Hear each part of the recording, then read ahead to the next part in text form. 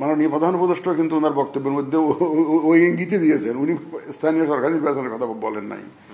আমরাও প্রস্তুতি নিচ্ছি জাতীয় নির্বাচনের জন্য। স্যার, জাতীয় নির্বাচন যখনই হবে তখন প্রস্তুত বলছেন স্যার, তারা কি আপনারা স্থানীয় সরকার নির্বাচন চান না পরেই স্থানীয় সরকার নির্বাচন করতে চাচ্ছেন? দেখুন, পত্রিকা খুললে দেখি যে আমাদের রাজনৈতিক দলগুলো তারা বলছেন যে অন্তর্বর্তী সরকারের কাছ থেকে নির্বাচিত সরকারের কাছে ক্ষমতা হস্তান্তর করা হোক, এই দাবি কিন্তু রাজনীতির মাঠে কিন্তু এটাই দাবি।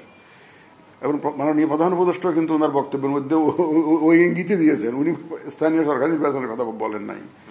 আমরাও প্রস্তুতি নিচ্ছি জাতীয় নির্বাচনের জন্য। এবং এটা তো আপনারা জানেন, একটা বিশেষ প্রেক্ষিতে এই সরকার এসছে, ক্ষমতায় এসছে, এবং একটা আন্দোলন ফসল হিসাবে এটা নতুন সরকার এসছে। এবং এই জন্য এই সব কিছু একটা নতুনভাবে চিন্তা ভাবনা করতে হচ্ছে আমাদেরকে।